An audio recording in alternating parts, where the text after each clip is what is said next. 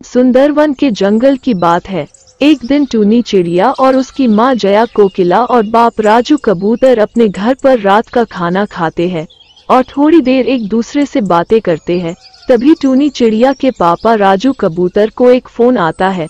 तभी राजू कबूतर वहां से उड़कर कहीं चला जाता है। वो उड़कर एक कालू कौवा के पास जाता है। राजू कबूतर के पास पैसे नहीं होते हैं और उसके घर में कुछ भी खाने पीने की चीजें नहीं होती है।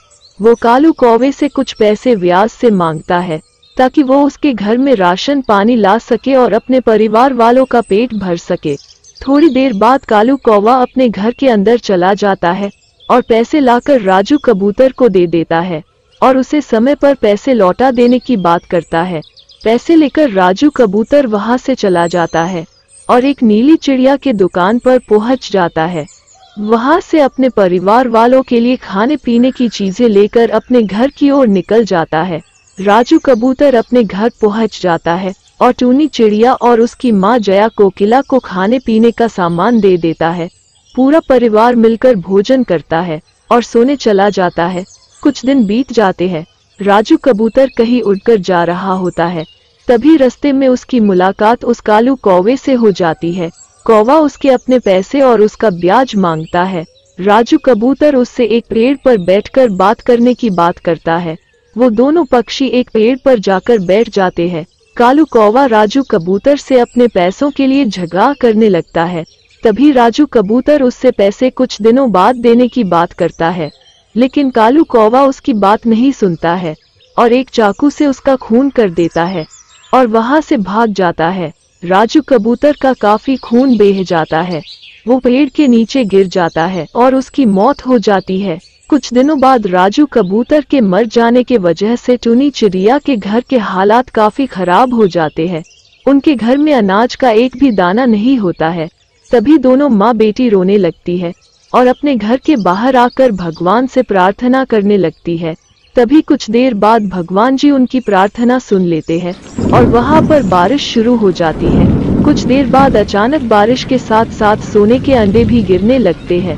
सोने के अंडों की बारिश को देखकर दोनों काफी खुश हो जाते हैं। टूनी चिड़िया अपने घर के अंदर चली जाती है और एक बर्तन लेकर आती है। दोनों माँ बेटी मिलकर बहुत सारे सोने के अंडे जमा कर लेती है।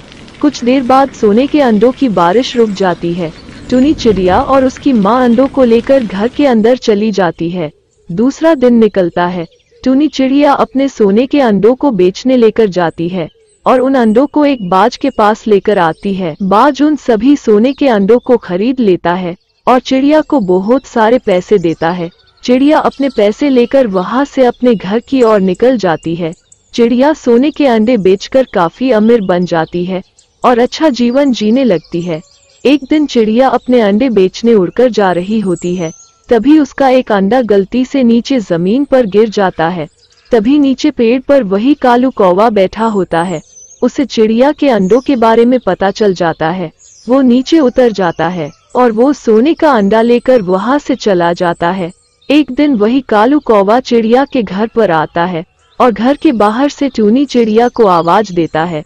थोड़ी देर बाद टूनी चिड़िया अपने घर का दरवाजा खोलती है।